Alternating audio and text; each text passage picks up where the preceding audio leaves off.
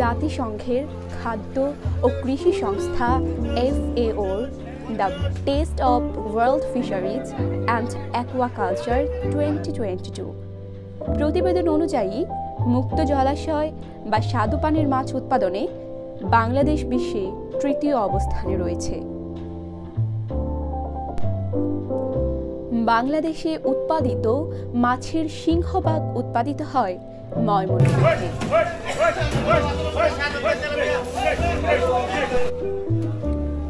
মাছ চাষে বিপ্লব ঘটিয়েছে ময়মনসিংহের ত্রিশালের মৎস্য চাষিরা। দেশের শতকরা 22% মাছ উৎপাদন হয় ময়মনসিংহ জেলায়, আর এর সিংহভাগই উৎপাদন হয় ত্রিশালে। উপজেলায় মাছের মোট উৎপাদন 85,122 মেট্রিক টন। উপজেলায় মাছের চাহিদা 8,220 মেট্রিক টন। উপজেলা সিনিয়র মৎস্য কর্মকর্তা তোফায়েল আহমেদ জানান, NATP প্রজেক্টের আওতায় ত্রিশালায় একটি মৎস্য অবতরণ কেন্দ্র নির্মাণাধীন রয়েছে, যার নির্মাণ কাজ শেষ পর্যায়ে রয়েছে।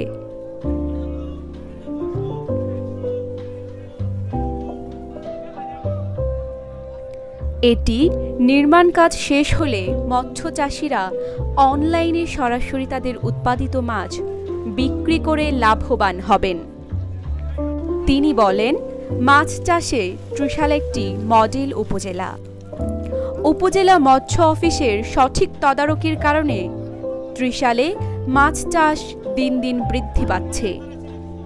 ত্রিশাল থেকে মাছ সরাসরি এবং পাইকারের মাধ্যমে দেশের বিভিন্ন স্থানে চলে যাচ্ছে। ময়মনসিংহ জেলার অন্তর্গত ত্রিশাল উপজেলার ঐতিহ্যবাহী মঠবাড়ি ইউনিয়ন মৎস্য চাষে খ্যাতি অর্জন করেছে গত কয়েক দশকে। মাছ ক্রয় বিক্রয়ের জন্য বিভিন্ন জায়গায় ক্রেতা ও বিক্রেতাদের দৌড়ঝাঁপ পাড়তে হতো।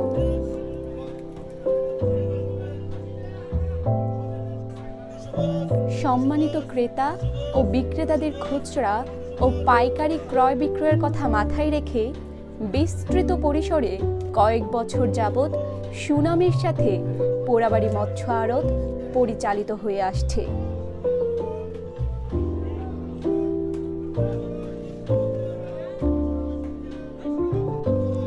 এখানে পুকুরের তাজা মাছ ক্রয় ও বিক্রয় সকাল থেকে শুরু হয়ে অপরাহ্ন পর্যন্ত চলতে থাকে।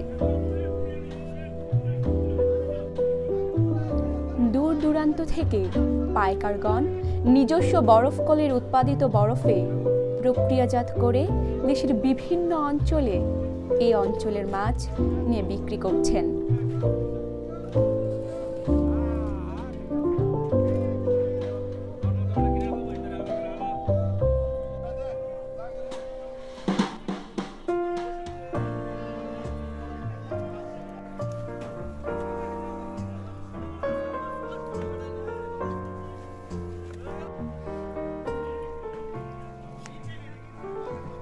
পোড়াবাড়ি মৎস্য আড়তের মূল বৈশিষ্ট্য ডিজিটাল স্কেলের মাপ ও সঠিক হিসাব।